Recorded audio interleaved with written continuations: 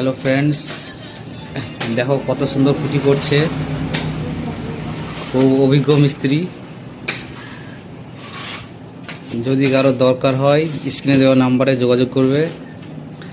চলো পরিচয় করে দিই। তোমরা কোথা থেকে এসছো? গুরুলা থেকে। থানা কোথায় তোমাদের লোকেশন? খড়গ্রাম। আচ্ছা গুরুলা বাড়ি।